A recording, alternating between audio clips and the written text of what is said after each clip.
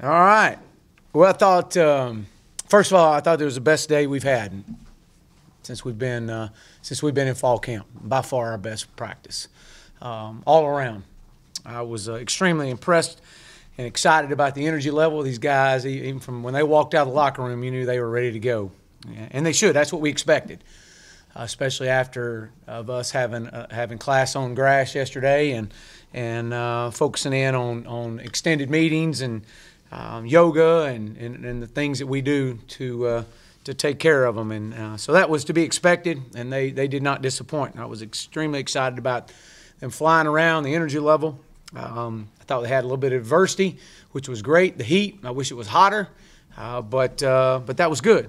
He's got guys out there sweating and moving and having to think when it gets a little hot, and practice going drill to drill. So I was excited about that. Also excited to see former players out there again.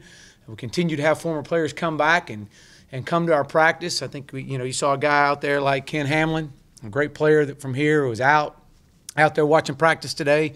I'm excited about 300 plus RSVPs of our former player barbecue to come to be a part of the scrimmage this weekend. I'm really excited about that and getting these guys back on campus. Got a few injuries to report. Obviously, you saw TJ Hammonds. TJ actually had an ankle sprain, came back out, taped it up, came back out, finished up practice, and was out there. We held him from practice, but he was out there and in his shoes and going drill to drill. So we'll reevaluate him, but nothing severe. Dalton Wagner had his appendix removed. I guess it was yesterday morning. We expect to have him back in the next 10 to 14 days, hopefully. Hope to get that back. Randy Ramsey was precautionary, kept him in yellow today. He'll be back Monday. Rakeem Boyd, you obviously saw Rakeem out there. Rakeem was, we just put him in green, which means full speed but no contact. Again, for precautionary reasons. Jeremy Patton is progressing every day, so out of his boot, moving around, doing a little bit of jogging, so we'll see how that goes. That's day to day, but overall, just excited. Anytime you have an injury, anytime you have some adversity that hits you on the field, it's just an opportunity for the next guy to be ready to go, and it's football. And so, it gives a chance for these guys to step in and perform, and the guys that are injured to get back there and get mental reps. And so, but overall, really good day. We'll have an early turn in the morning, early flip in the morning for early practice. Will be obviously our kickoff luncheon, and our kids will go to the Children's Hospital tomorrow afternoon, and then we'll come back in tomorrow night, then finish up and get ready for our final scrimmage on Saturday. So with that, I'll open up for questions. Raise your hand. We'll get a mic to you.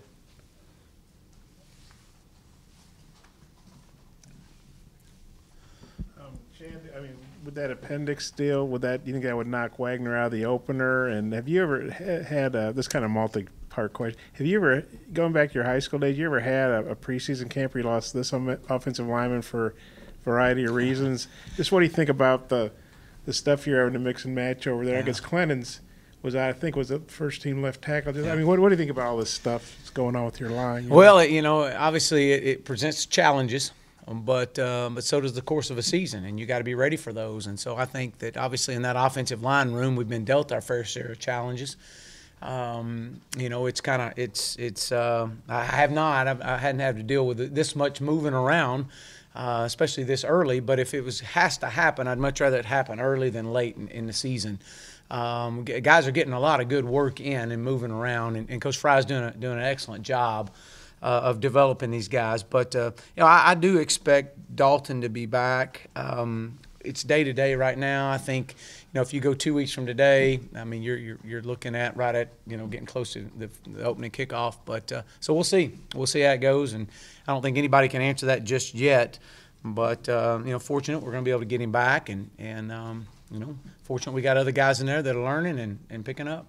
When you heard, was he just feeling ill, and you guys took him to the hospital? And when you heard it was appendix, were you thinking, man, what else can happen to these guys? Well, when he was feeling ill and just kind of nauseous, and so just for precautionary, we took him, and that's what it was. And so, you look at it and you just kind of you just kind of shake your head and go, well, okay, well, you know, what's next? You know, who's next now? That we got to move around. And so, but again, you know, you can't dwell on it. You don't have time to dwell. You just got to go, okay, we've been dealt that hand. We got to move. Nobody's going to feel sorry for us. Nobody's going to stop. And we got to respond. And that's just part of it. It's part of life.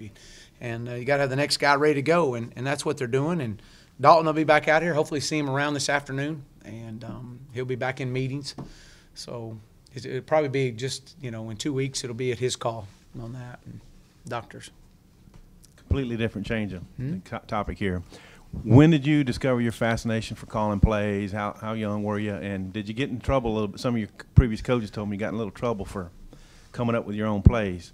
Yeah. You've been talking to some guys, haven't you?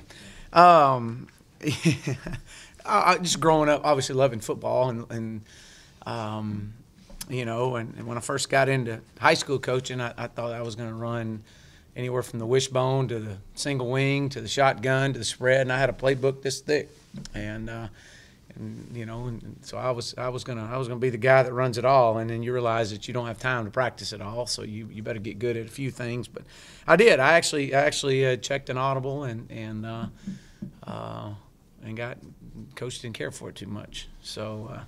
But it was that. Yeah, you have been talking to some guys, so it was me and my best friend, and he was the left guard, and we just did a little check, see if I couldn't do an option pitch to the guard coming around.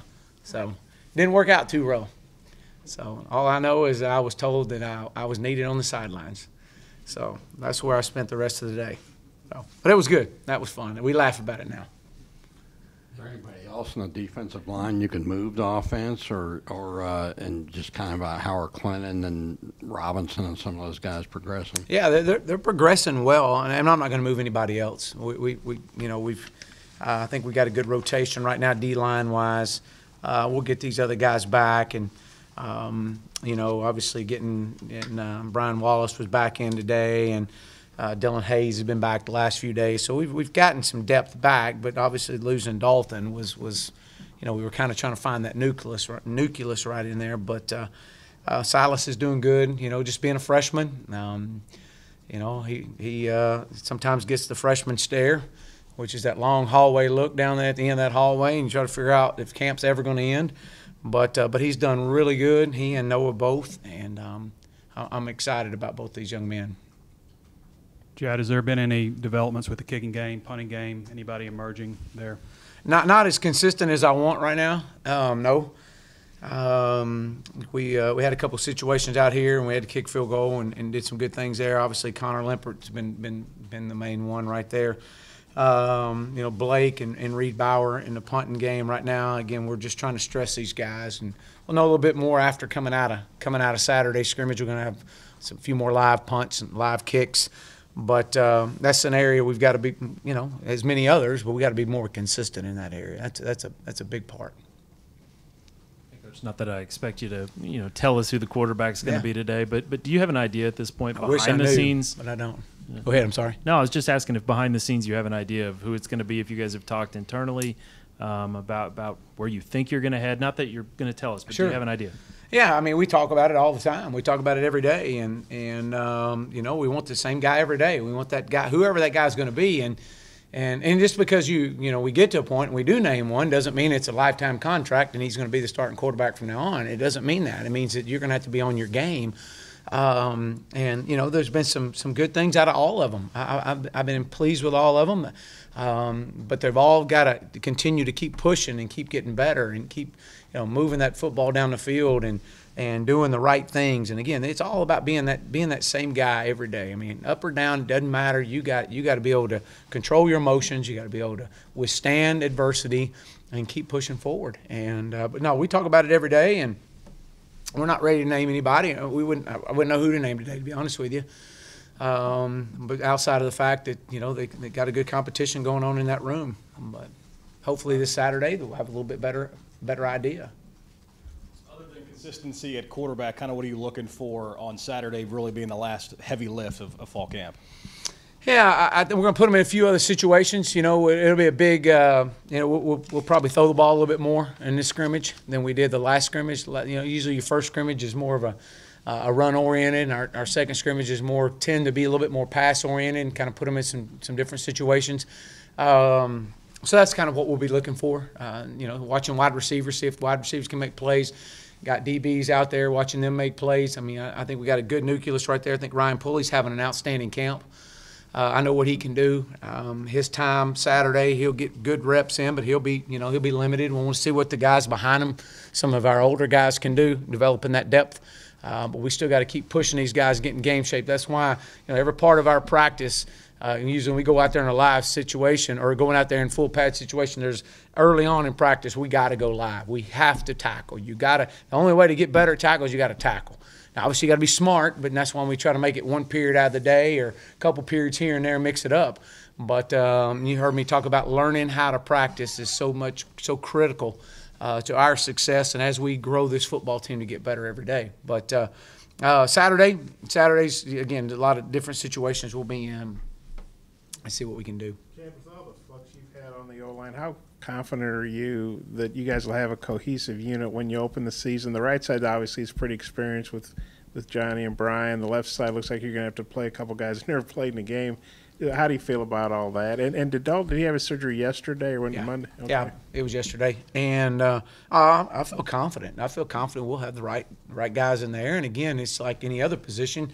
You may move some guys around. Maybe it's going to be a work in progress. And, Austin Capps is coming on. I'm really excited about Austin. Again, for this is about his fourth practice in the offensive line. So I think he's going to be a great asset to us. The more practice he gets, the better he's going to get. And maybe he can solidify one of those positions in there, that left guard, which allows us to have some more moving parts in there. So every time we see the open part of the tackling, Malik Williams seems to break off some kind of run, and he did it today. What does he look like throughout camp? Yeah, Malik's had a good camp.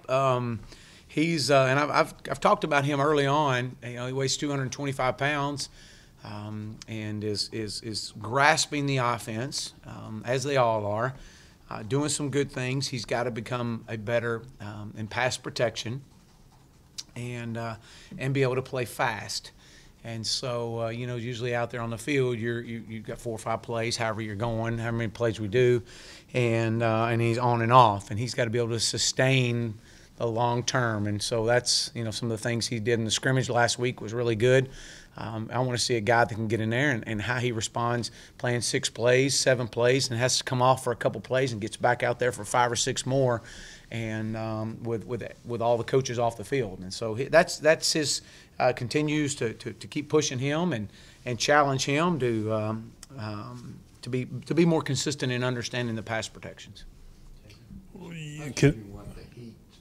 For conditioning, does what happened at Maryland make you kind of reevaluate or double check on your procedures? How you handle things? The biggest thing I would say with that is we're constantly focused on our guys and.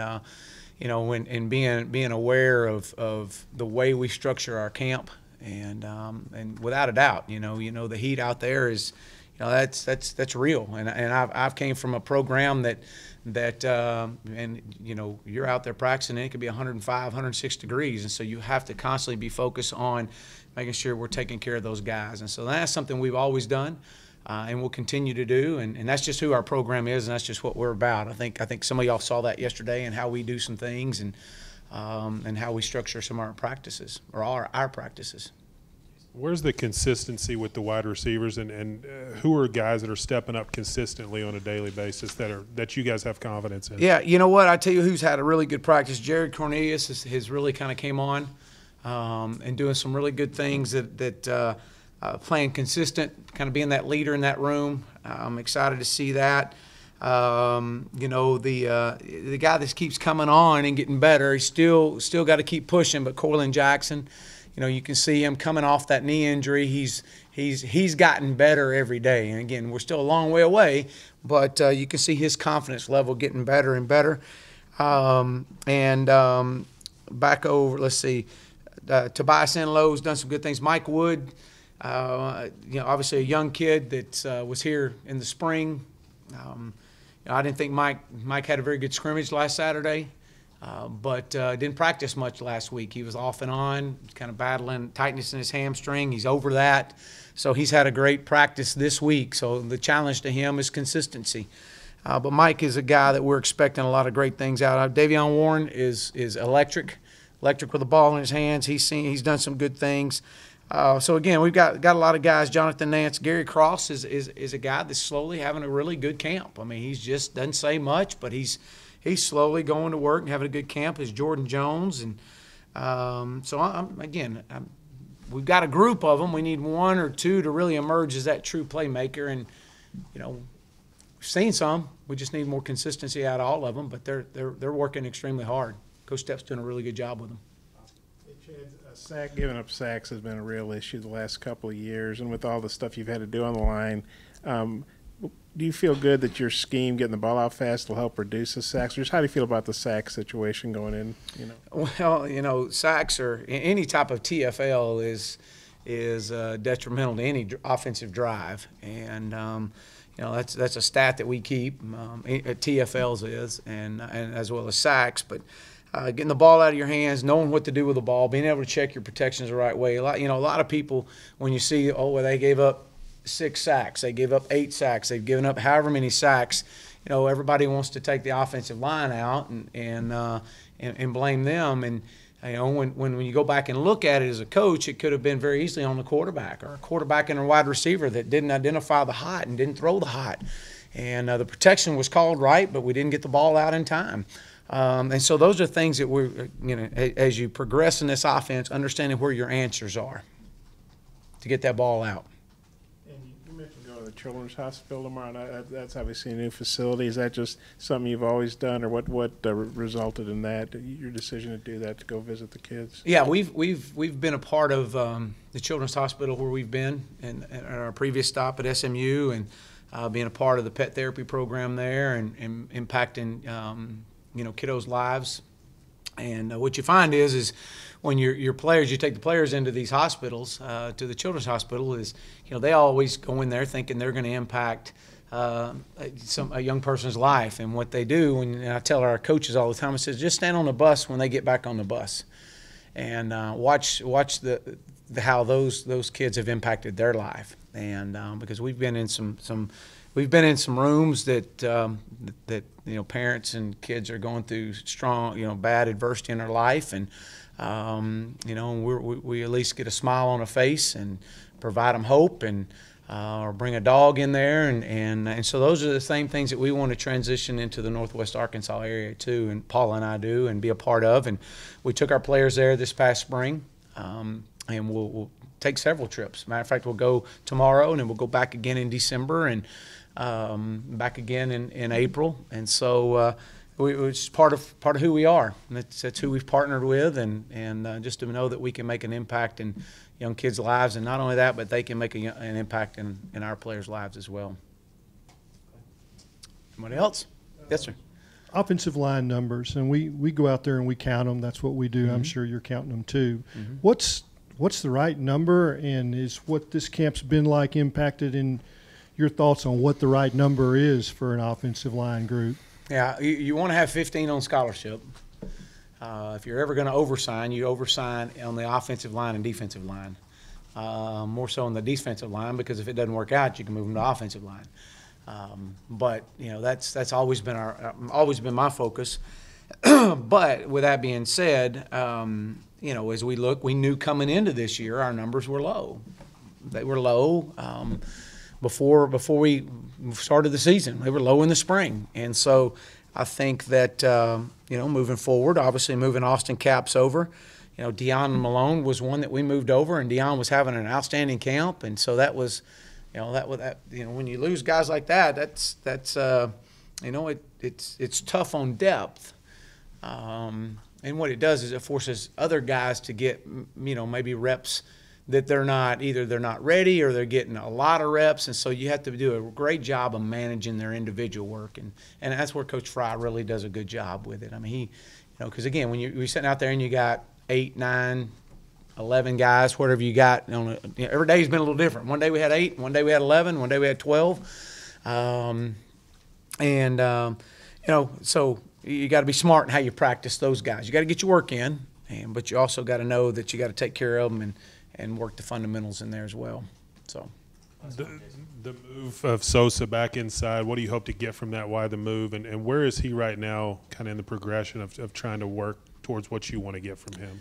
Yeah, Sosa is becoming more and more comfortable every day. I was telling him today, man, he had a big smile on his face all day today. He looks comfortable. He looks apart. He's definitely taken that role and taking great pride in it and transitioning. Obviously, he's been bouncing around in and out on different schemes that we have, but I think it provides us depth inside. It's what's something we totally need. And we always talk about just having that player that's the team over me mentality. And Austin Capps, you look no further than him. I mean, when you approached Austin about making that move, he never blinked. He's like, Coach, well, I just want to win football games. And so that's what you're after, and if that's what's best for our football program, is for Sosa to be inside to make that move, and what's best for this football team to win games, then that's what we're going to do. And he's done a great job transitioning into that, and he's gotten better. I will say this: he's gotten better as we've went through fall camp, and so it's really going to be interesting to watch him over the next few practices as we get into breaking camp on Saturday. Thanks, Coach. That's it. All right, thank y'all. You bet. You guys have been as low as 8 linemen at times? There was one day that we had eight scholarship guys at one time, but we've been up as high as 12, 13. So, I was saying but it was